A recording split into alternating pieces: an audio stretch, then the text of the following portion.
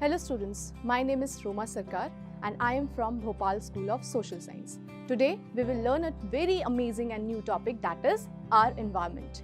So we are surrounded with so many living and non-living things and they all are interdependent on each other.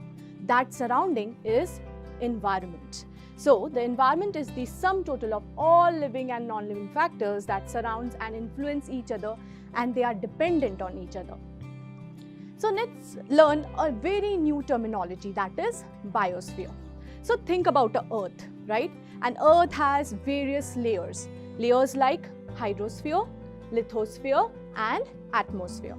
So atmosphere comprises of air, hydrosphere comprises of water and lithosphere comprises of sand, soil. We can call it as earth. So basically, biosphere is the layer of the planet Earth where life exists, like all kind of living organisms, your animals, your plants, your tiny microorganisms, they comprises all over this biosphere. So whenever we talk about environment, we always relate environment with ecology. So what is ecology? Let's study that. So ecology is the study of interrelationship of organism between the biotic, that is the living component, and abiotic, that is the non-living components of their environment. Like all the living and non-living organisms, they correlate, they interdependent on each other and they are basically survive together. So there are various types of ecosystem in our biosphere. So biosphere, we know there are three types of layers of biosphere, that is hydrosphere, lithosphere and atmosphere, right? Now in all these biosphere or in all these spheres, we have different types of ecosystem. So what is ecosystem? Ecosystem is the structural, functional unit of biosphere, right? There are many types of organisms which live in this biosphere and interact together, and they are dependent on each other for their survival. Now let's talk about the types of ecosystem. There are two different types of ecosystem. Now these ecosystem can be this small and it can be this large, like an ocean. All right. So there are two types of ecosystem.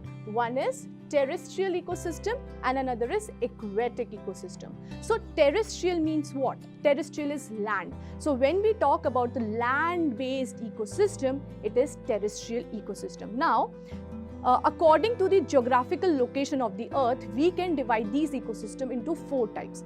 One is forest ecosystem, grassland ecosystem, tundra ecosystem and desert ecosystem. So basically the forest ecosystem are predominantly, it is very diverse, right? They have various types of plants and animals, but predominantly it has for trees, herbs and shrubs, right? Grassland is predominantly occupied by grasses, though they have different type of organisms too, but the surface which is acquired largely it is by the grasses. Tundra ecosystems are present in the Arctic and Antarctic region. Now, listen carefully. This region do not have any kind of plants, but they have very different kinds of organisms like large polar bears or smallest microorganisms too. Now, desert ecosystem is predominantly occupied by xerophytes. Now, what is xerophytes? Xerophytes are basically the plants which require less water and they can survive in desert ecosystem. Now, let's talk about the aquatic ecosystem. Everybody knows the aquatic means water, right? Now water have plenty of fishes, different type of octopus and different type of plants too, and they too have different type of microorganisms. Now all these organisms can be sufficing to aquatic ecosystem.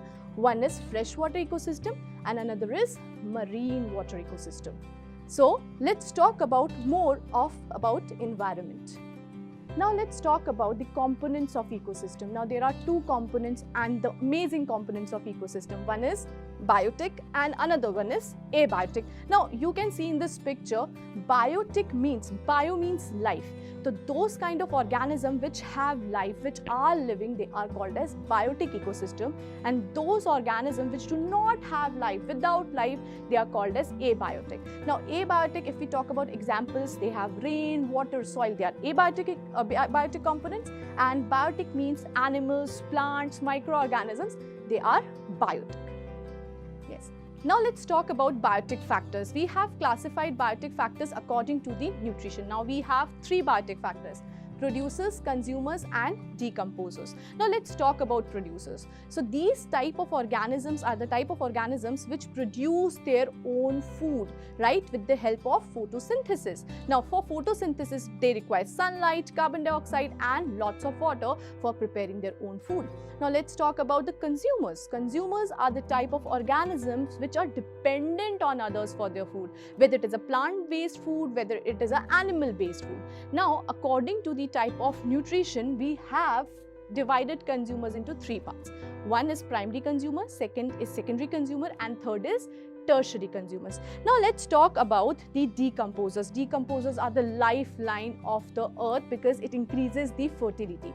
Now decomposers are those kind of organisms which feed on dead and decaying organisms like earthworms, fungi and etc.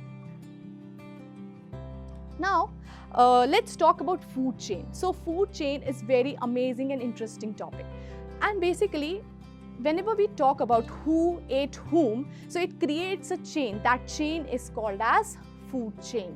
So what is food chain? Food chain is described as a sequential link between the different kinds of organism in which energy and nutrients are passed on from one organism to another organism in an ecosystem. So let's read the definition of food chain. It is a sequence of organisms through which energy is transferred in the form of food by the process of one organism consuming the other. So in this food chain, always the energy and the nutrient is passed from one organism to the another in an environment or an ecosystem. So you can see a food chain over here, right? So this food chain represents a grassland ecosystem. And here you will be able to see different type of biotic factors also. That means the producers, consumers and decomposers. So let's learn about the food chain, right? So first food chain, there will always a producer, that is grasses. Grasses are eaten by the grasshoppers. Grasshoppers are eaten by the frog. Now the grasshopper is a primary consumer, which you can see, right? So grasshoppers are the primary consumers. Grasshoppers are eaten by the frog, they are secondary consumers, and frogs are eaten by the snake, they are tertiary consumers. And then after tertiary consumers, there can be higher order of organism that can be called as final consumers or quaternary consumers. Here we have mentioned as a final consumers, right?